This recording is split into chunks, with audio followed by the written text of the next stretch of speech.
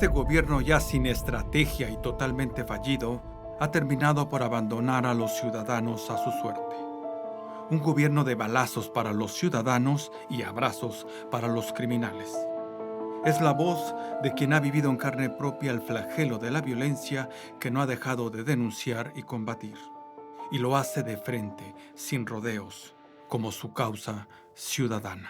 ¿Por dónde empezamos? Tú me dices. ¿Llegó bien hasta aquí? Con dificultades, no, me perdí un poco, pero al final del día llegué y estoy contenta de estar en este programa. ¿Ilesa? Ilesa. ¿Alguna intimidación durante el trayecto? Ninguna intimidación durante el trayecto.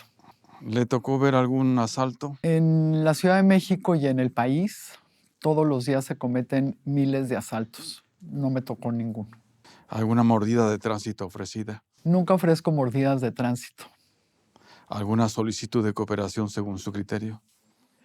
Nunca ofrezco ni permito que me pida ninguna solicitud. ¿Ni pío? No lo conozco. En fin, llegó con las precauciones necesarias. Así es, como todos tenemos que estar en México con las precauciones necesarias. Con el botón de pánico instalado en su celular para emergencia. Tengo otras medidas de seguridad para prevenir delitos que todos tendríamos que tener, como estar vigilante de quién se te acerca, tener los seguros cerrados, no ir por lugares que no haya personas transitando. ¿Envió su localización a familiares o amigos? Mis familiares siempre tienen mi localización. ¿Al miedo se le vence? El miedo te impulsa a seguir adelante y a saltar obstáculos. ¿Y al odio? Nunca es bueno odiar. Creo que el valor del perdón es precisamente un valor de un regalo a uno mismo. ¿Incluso el que se propaga desde el Palacio Nacional? El presidente ha generado un discurso de odio seguido en las redes sociales y estamos en un momento de una gran polarización. Es una pena, somos un país mucho más grande que eso. ¿Y al poder se le revisa o se le solapa? Al poder siempre hay que tenerlo controlado y siempre hay que tenerlo revisado. ¿El silencio ahora es complicidad? El silencio ante situaciones de corrupción, de impunidad y de injusticia siempre es complicidad. Hablando de complicidades, más de 105,000 asesinatos en este sexenio. Desgraciadamente, seguimos en una espiral de violencia. Hay miles de personas sufriendo en el país y no hay una estrategia para bajar los homicidios principalmente. 32 policías asesinados en lo que va de este año. Gravísimo, cuando las instituciones desde el Estado permiten que asesinen a los policías y no hay acciones de justicia a favor de ellos, están rompiendo una parte del Estado mexicano. 54 periodistas ultimados en el gobierno de AMLO. La libertad de prensa es uno de los valores más importantes que tiene una democracia. Cuando a un gobierno no le importan sus periodistas, es porque no quiere que tengamos una libre expresión. Cada 20 minutos una persona es acribillada. Tenemos un estudio en Causa en Común donde el año pasado solamente se cometieron 5,333 atrocidades sin que veamos que se mejoren las fiscalías y que tengamos investigaciones. Las extorsiones, además, al alza. Me parece uno de los delitos más graves y que menos están investigando y deteniendo. Cada 2 horas una mujer es asesinada. A este gobierno las mujeres no le importan. La violencia contra las mujeres está exacerbada. País de asesinos. Un país donde matar es muy barato porque sabes que la justicia no te va a detener. País de violentadores y golpeadores de migrantes. País donde nos ofrecieron que iba a ser un país abierto a los migrantes y sin embargo hoy la Guardia Nacional ha hecho un muro. País de fosas. Las madres buscadoras de sus hijos me parece que hacen una labor extraordinaria cuando el dolor más grande que puede tener una mujer no es que le maten a un hijo, el dolor más grande es que te lo desaparezcan. Y estas mujeres con las manos buscando en la tierra a sus hijos, me parece una atrocidad me parece un gobierno criminal incluso. Con el bebé Tadeo se ha traspasado con toda racionalidad. Con el bebé Tadeo ha mostrado el que no tenemos un sistema carcelario y que además pues tenemos criminales que están actuando a favor de otros criminales. Me parece un acto deleznable.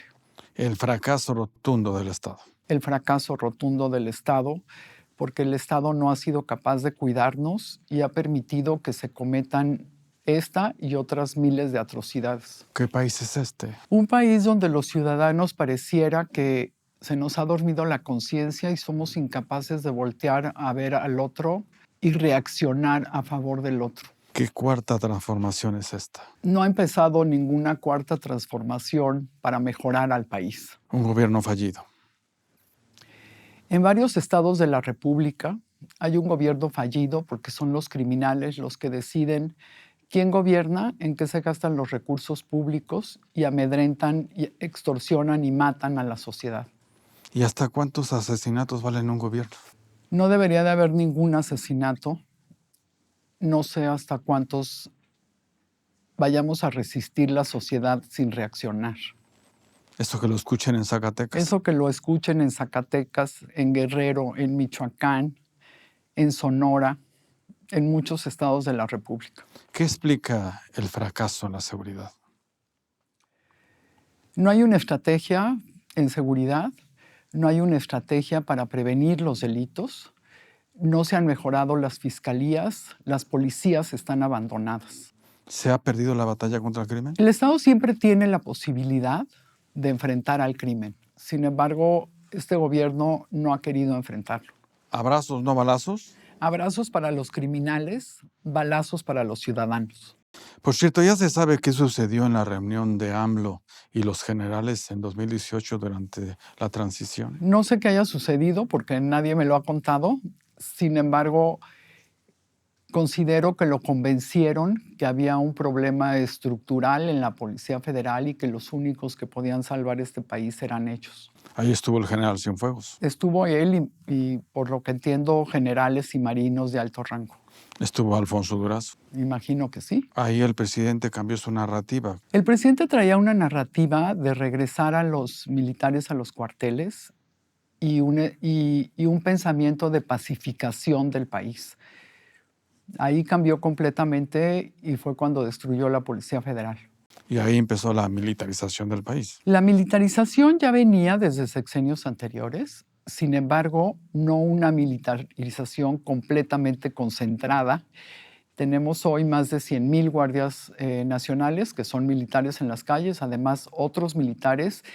Y me parece que más grave es que han convencido a muchos gobiernos estatales que también designen militares como secretarios de seguridad. No está en la ley que los militares manden en la Guardia Nacional.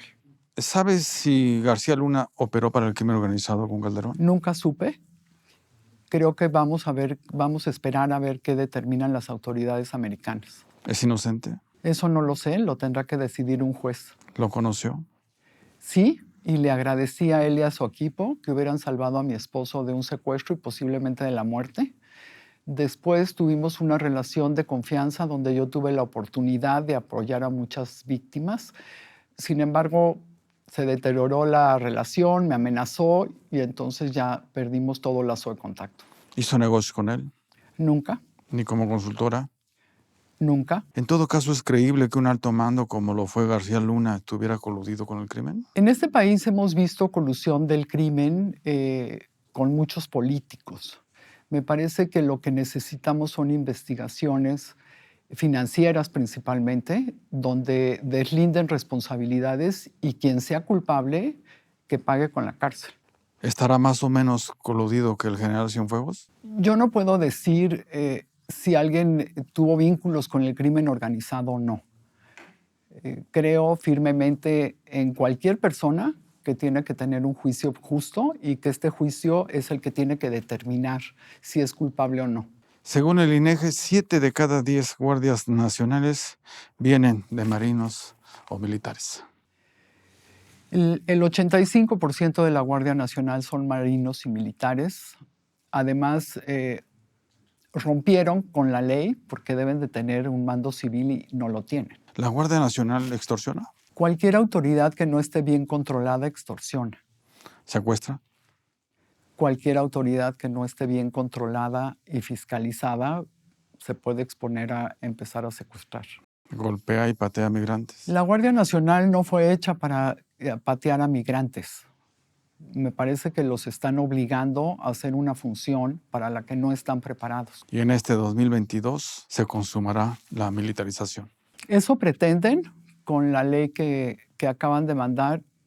Sin embargo, yo creo que desde la sociedad civil y los medios de comunicación tenemos que alertar que no es una buena idea porque estamos abusando de las Fuerzas Armadas, les estamos mandando demasiadas responsabilidades y demasiado dinero que al final posiblemente en lugar de fortalecerlas, las corrompa. ¿Esa ley tiene semejanza con el modelo venezolano? Me parece que lo que están haciendo en México no tiene mucha semejanza a lo que ha sucedido en otros países.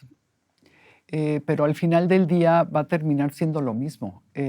Vamos a terminar no solo en la militarización, que ya la tenemos hoy, sino en un militarismo, que sería muy grave para la democracia. ¿Quién los detiene?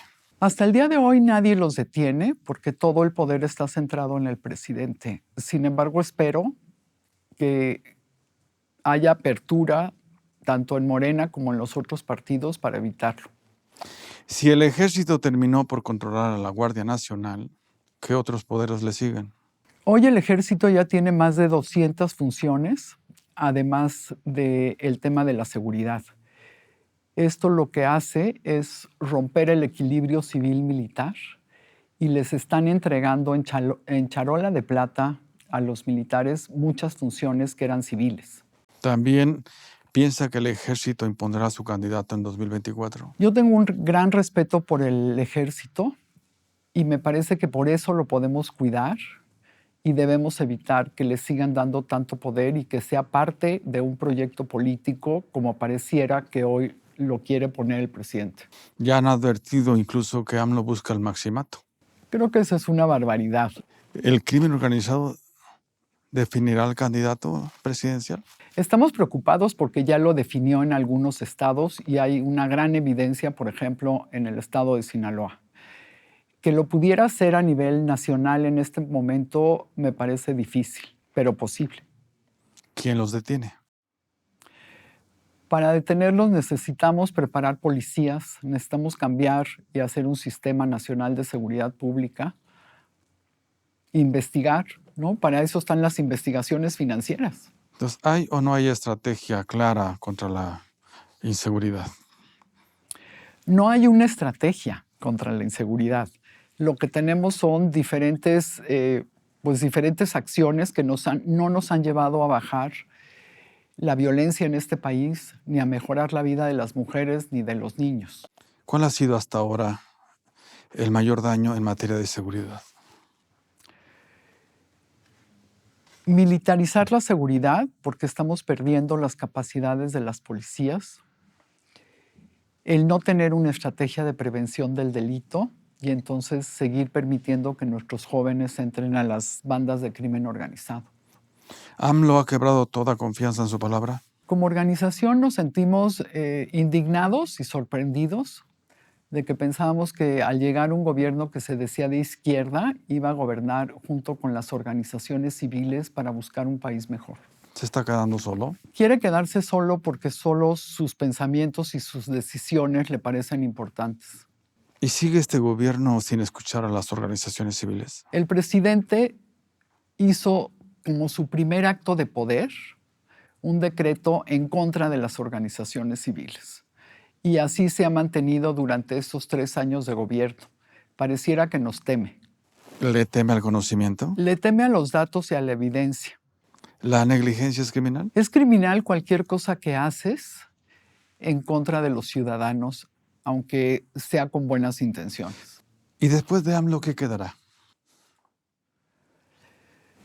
Instituciones devastadas. ¿El triunfo de la polarización? El odio desde Palacio Nacional y en las redes sociales. ¿Qué tiempo le llevará a esta sociedad encauzar la unidad?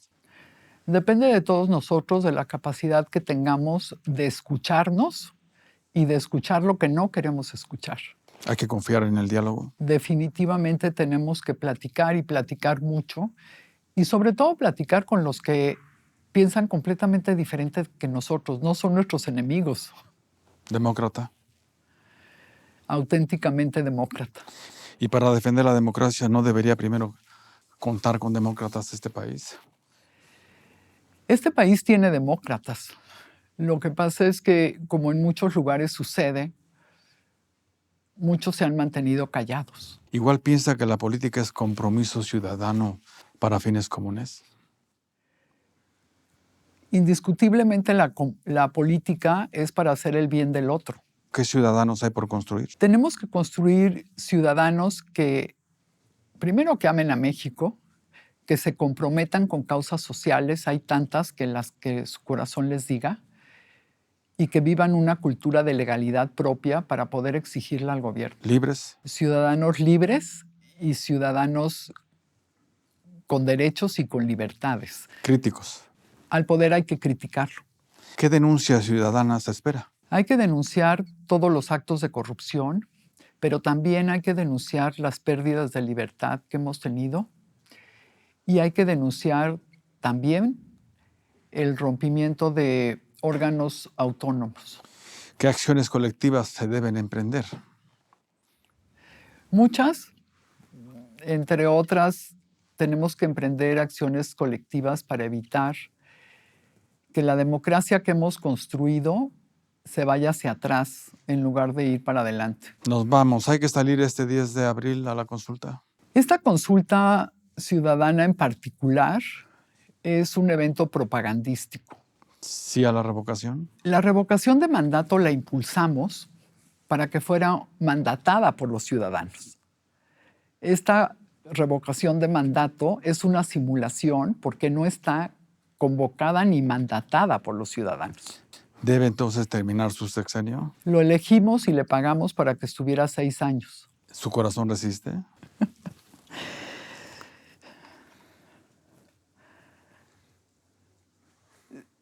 Sí, su corazón debe ser fuerte y tiene a los mejores médicos junto a él.